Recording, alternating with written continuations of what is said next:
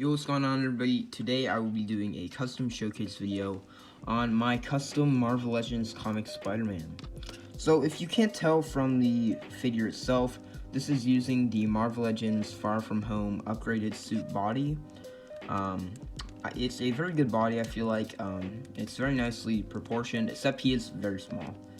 He's a very small figure, especially compared to my other figures like Miles or the Peter Parker figure, which I don't have on hand right now. So I really enjoy this custom. Might be one of my favorites I've ever done. It's very fun to pose around with, which I don't really do much with my other customs because of fear of paint rub. But for this guy, he's great. I'm very happy with how he turned out. So I'm kind of just going to do a quick run over of kind of what I did for this figure. So I will show his accessories first. He came with these two. I bought him off Mercari loose, so only came with two hands, the gripping hand and the web slinging hand. I didn't really do much paint work on these. I just painted them red in case I ever need to use them for quick scenes and stop motions. But I didn't really try on these because I did use the fists from the Homecoming Spider-Man, which I still have. He's just in my MCU display now. That way I have two different Spider-Man. So I have those accessories. That's about it for this figure. In terms of accessories, if I ever need some, I'll just borrow some from other Spider-Man figures, So I will, actually, here, let me grab the paints I use for this figure. So the blue on this figure is a, if I can find it real quick, is a Ceramcoat Mediterranean blue. Got it at Target. These are good paints for cheap, as long as you seal them well. They worked fine for me.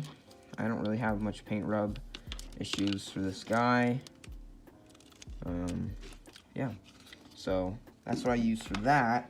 For the red, I used, let me try and find it. I used Fire Red from Ceramcoat. And for the white, I used whatever the Ceramcoat white is. I can't find it in my paint drawer.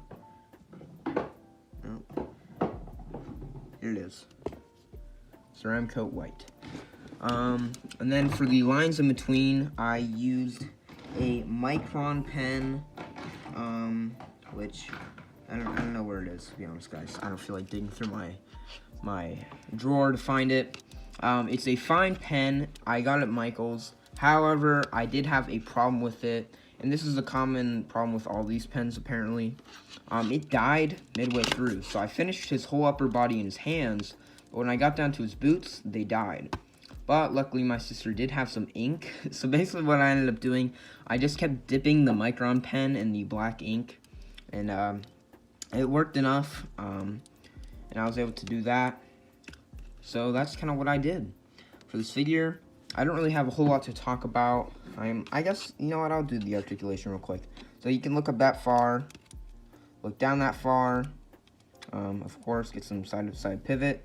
I know Leo Legendary knows how to do this, but I want to maybe add a neck ball joint one day, if I'm ever talented enough to do that.